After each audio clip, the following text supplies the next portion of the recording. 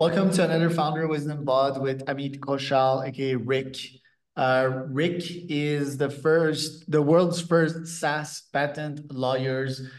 He's on a mission to help 10K SaaS companies protect their IP and guide them to leverage their IPs to 10x of their current valuation. He wants to help India become a first world nation.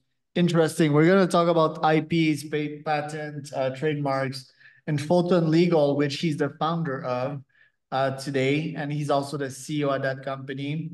This pod is presented to you by podfire.com. If you want to start your own podcast and scale it and monetize it, go to podfire.com. Meet, welcome to the pod. Tell me a bit more about yourself and about Photon.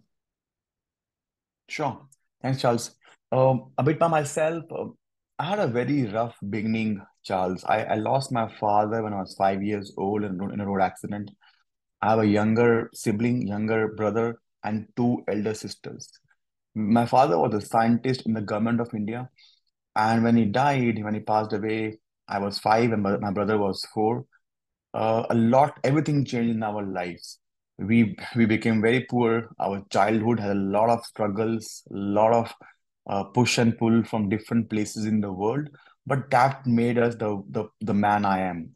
So because of a tough childhood, it made us tough mentally, tough emotionally, tough spiritually, and tough physically now as well. Moving on, we think of every problem as an opportunity. We don't get scared of the problem, and that's what we want to solve problems and keep moving forward. That's how I have been raised as a child.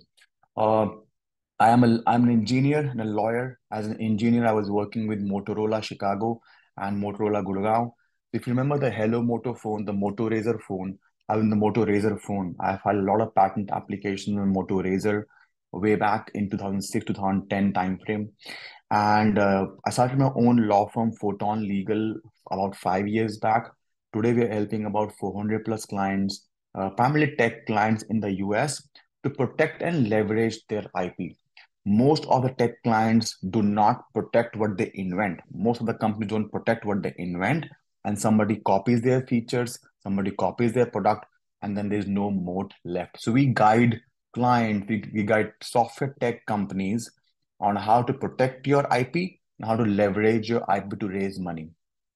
So my philosophy on patents, I think a founder should spend its time building and not like anything much legal, right? I think they need to get a product market fit mode. That's the only real mode. IP is not one, or lawsuits, or even sells not a moat. Product is the real moats. Then yeah, probably sells on the back end of that. I also believe that if they create a product and they can't bring it to market, I don't think I think it's like game over, right? I think even a patent won't protect them for that. I think founders need to be full stack. They need to be good at sales and building. What is the backside to this argument? Because I feel on my side, I can build great stuff, I can sell stuff. So, and I'm also an open source proponent. I want to share everything that I build, and people are free to copy me, just like I'm free to copy my next competitor's strategy and implement it. And I mean, if I can implement it better than he did, I won, and I think it's fair play. What's your opinion on that one? Sure. Great question, Charles. Yes, the first and foremost thing is make a product and start selling it. However, do not ignore IP. Why I'm saying that you should be thinking of IP after you have raised at least $5 million and after you have built a $1 million ARR. Then you should start protecting your IP, not before. Before that, just make a product and start selling. Learn how to sell. You're right. But in the moving on now, how I'm not saying use IP to file lawsuits. Use IP to leverage how to raise money. A lot of investors, Charles, want you to have IP, and only then they will invest the money into you because they want to know tomorrow you're going to become a billion-dollar company. Somebody else can copy your features. What's your moat? So as you are growing, as you're becoming 5, 10, 20 million company, the VCs and the big investors will invest into you when you are IP is protected. Number one. Number two is IP plays a very important role in your marketing. What does it mean? Suppose, Charles, you have 5 patents or 10 patents. You can say, you know what, my product has 10 patents. It has 10 pending patents, 20 granted patents. You should start using IP for marketing, not for suing anybody. Second, third is the moment you have IP, you become a leader, you're not a follower anymore. Because why Apple has so many patents, or Google has so many patents, or Amazon, they're filing patents because they want to show to the world that they're innovating. They're not following anybody. They're themselves an innovating company. When you are filing patents and trademarks and stuff, it tells the world you're not a copycat. You are an innovator. So it positions you as a leader and not as a follower. And then, of course, other things as well.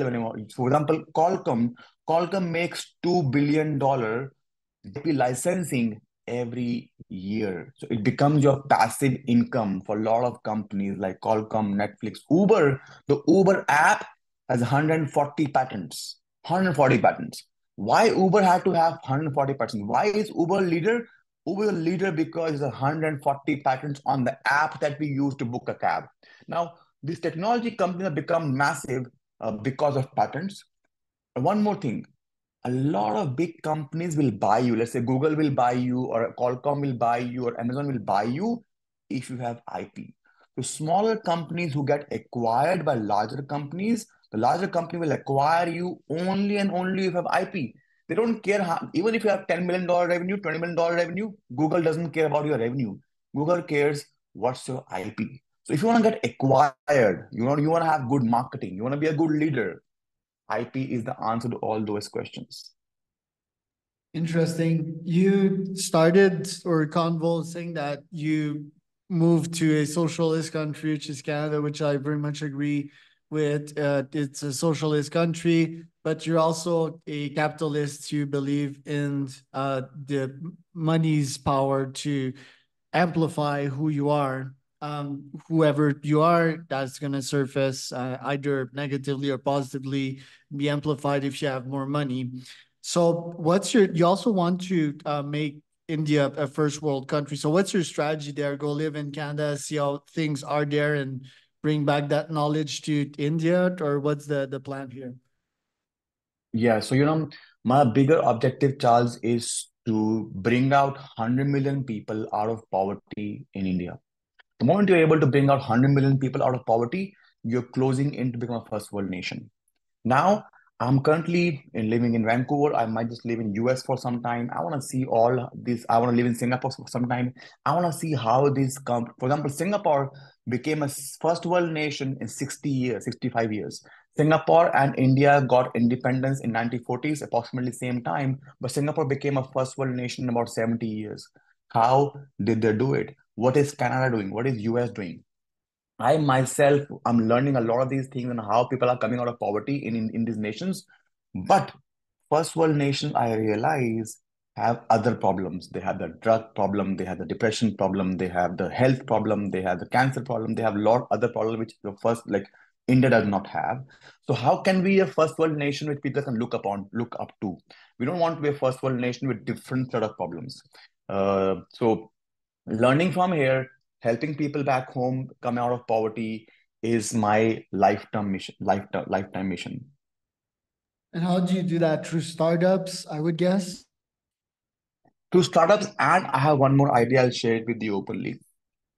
In order to make a bigger impact on the world, you have to use technology. Okay. I want to build an app in the next 1 or 2 years. The app will is an so basically there are two things which determine our growth. Basically, what we consume.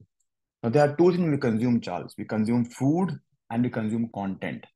I cannot control what people consume food wise, but I can control what they consume content wise. So in India and other places of the world, people are consuming nonsense on their phone, on the Instagram, on the reels, on the videos. Because they're consuming poor content, they're becoming poorer.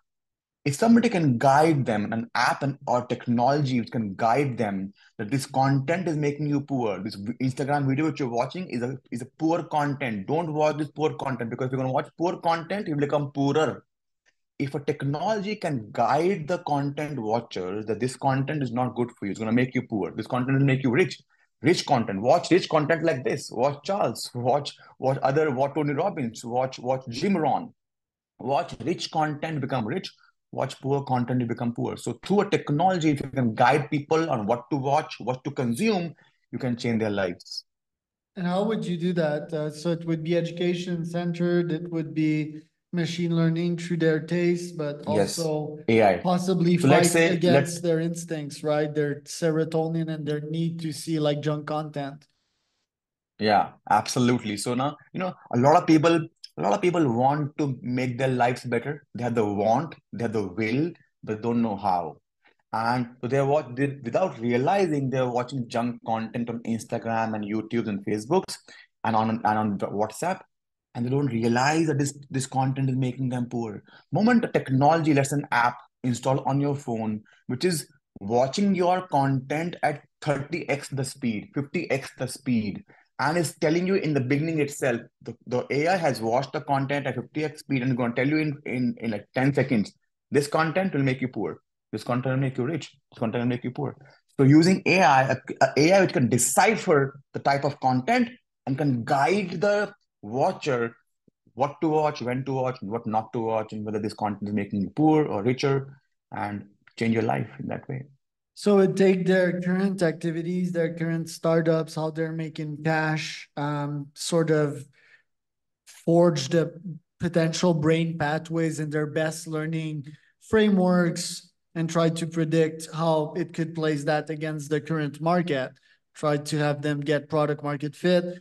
You should focus on getting your eyes on that book because it's directly relevant to your startup vs some Ottoman Empire book that's not relevant too much for your current startup.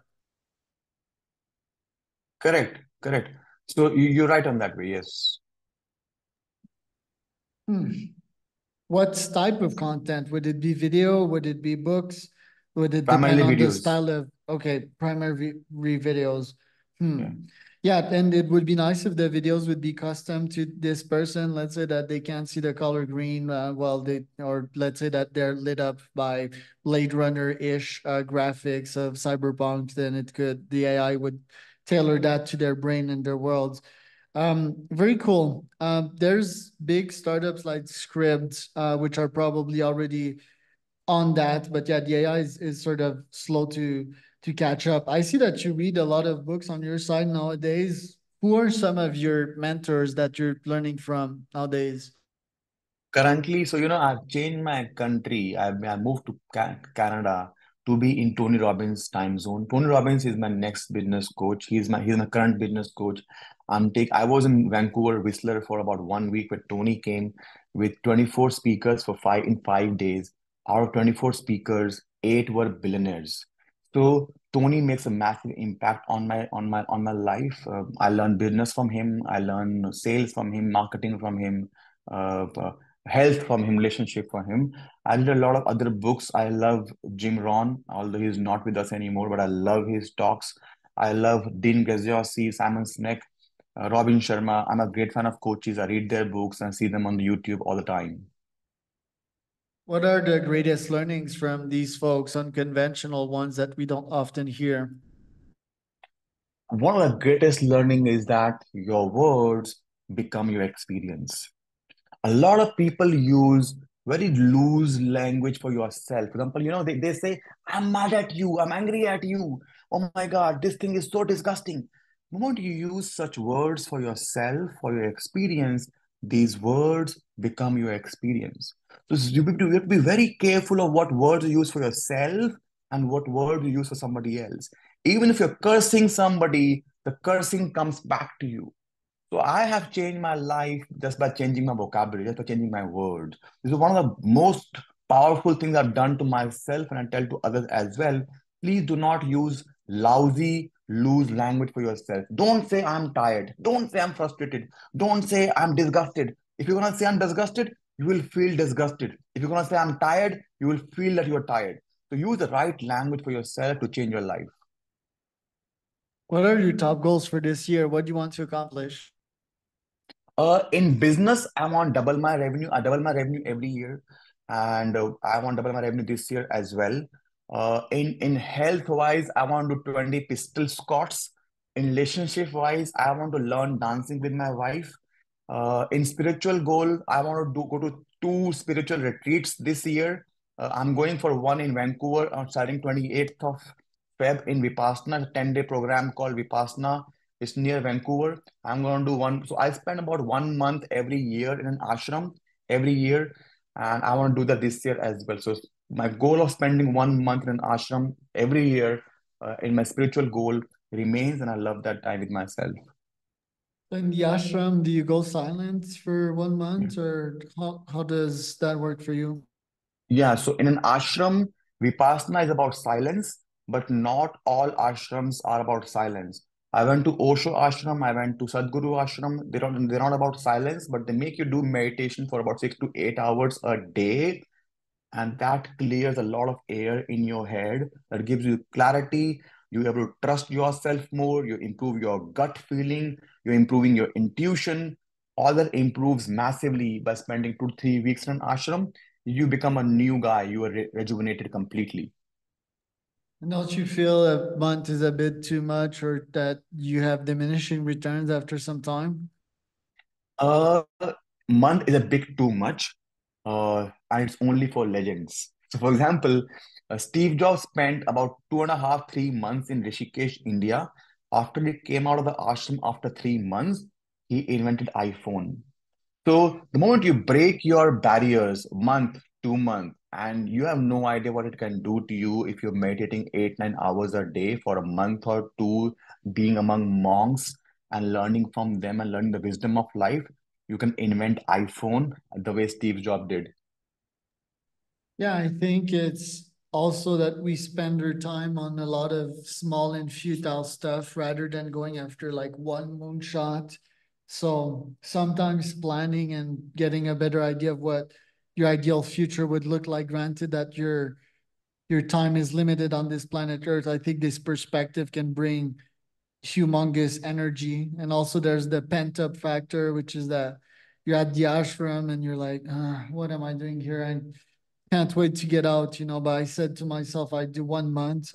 Then you do the month, you get out and you deploy massive energy. Very cool. What does your daily routine look like?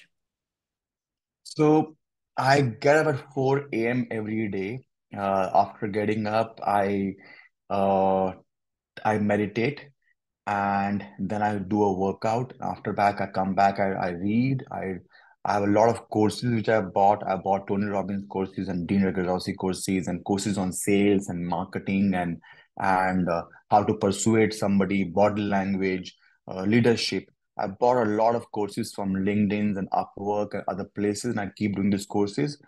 For 6 hours a day, from 4 a.m. to 10 a.m., I work on myself.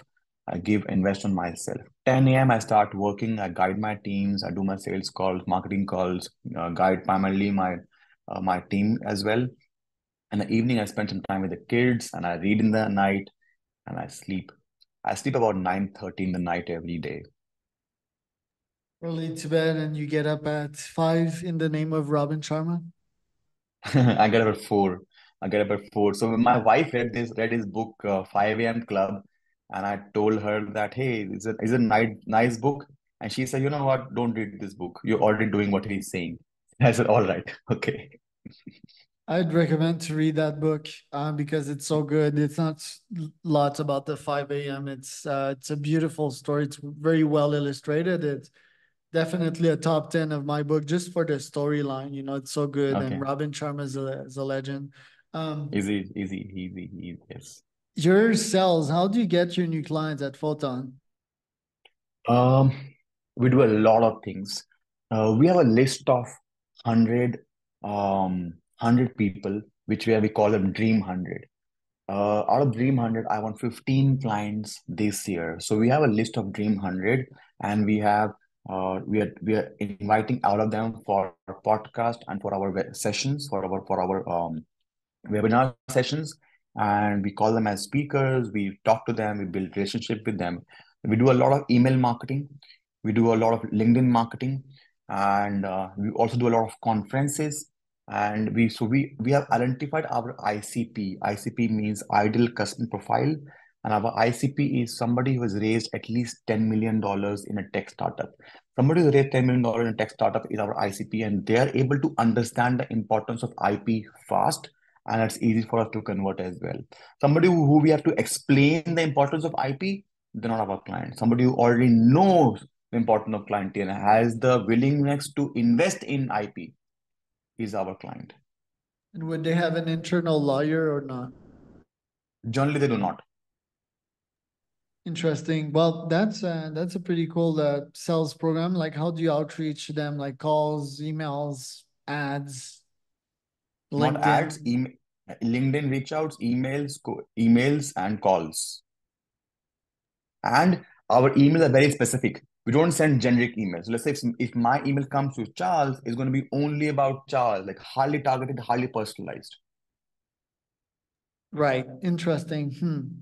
And in terms of marketing, do you invest in any ads? Are you optimizing the website for more visitors?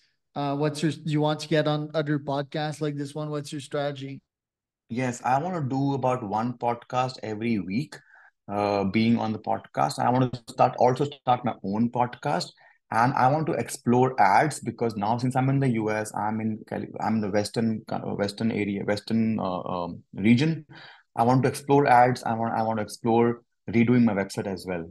That's the goal for this quarter. There you go. And where can people find out more about you, Amit? LinkedIn. LinkedIn is a place where I generally hang out. So Amit Koshal on LinkedIn and Photon Legal on Google.